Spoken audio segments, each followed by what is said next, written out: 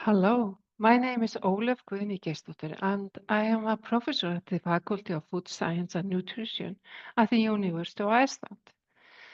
My research focus is on geriatric nutrition and the nutrition status in relation to function.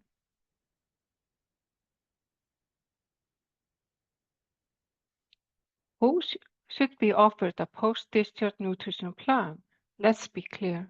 Every patient with a recent hip fracture should be offered a post-discharge nutrition plan, unless, of course, they have already been appropriately assessed and are clearly not malnourished and not at risk of being malnourished after they leave the hospital. Why is this recommended? Malnutrition is common after hip fracture and strongly linked to poor recovery, high risk of readmissions, and even death. New evidence suggests that many hip fracture patients find it hard to eat and drink enough after they return home. We also need to include other patients who are malnourished or at risk of malnutrition based on screening. If they are still malnourished or risk of malnutrition at discharge, it is simply not right to send them home without discussing the plans for ongoing nutrition care. Unfortunately, this doesn't happen in many hospitals around the world. That needs to change. If we care about recovery, rehabilitation, and long-term patient and healthcare outcomes, nutrition must be part of the discharge process. This is a simple but powerful action that can make a real difference. It is not enough to say that patients should get a post-discharge nutrition plan. We also need to check if it's actually happening.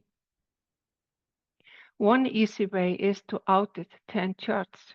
Look for patients who were malnourished or risk of malnutrition at the time of discharge. Was their nutrition status and treatment plan included in the discharge paperwork?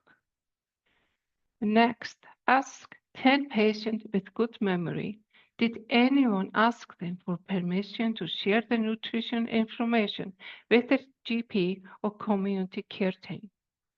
Finally, survey 10 clinicals.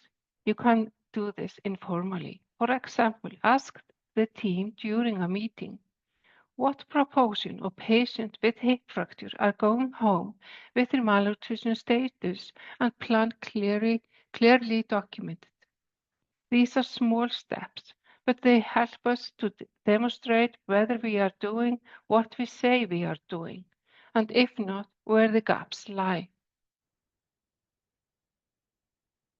Remember the story of Mrs. D. If you have already seen Mrs. D case in other module, you may still want to revisit it to consider opportunities for improvement in post-discharge nutrition planning. As you watch, think about what could have been done differently and how her experience might have been improved.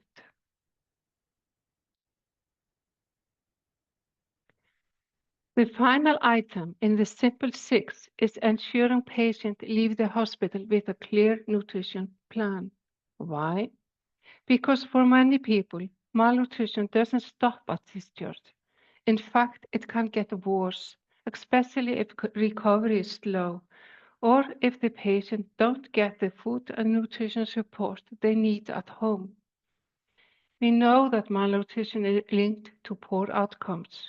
This includes delayed rehabilitation, reduced mobility, more hospital readmissions, and even higher risk of death. Yet, in many settings, patients go home without a written plan and without anyone following up on their nutrition needs. A good post-discharge plan helps patients to recover safely. It also gives families, GP, and community teams the information they need to help. The good news is that this is something we can improve.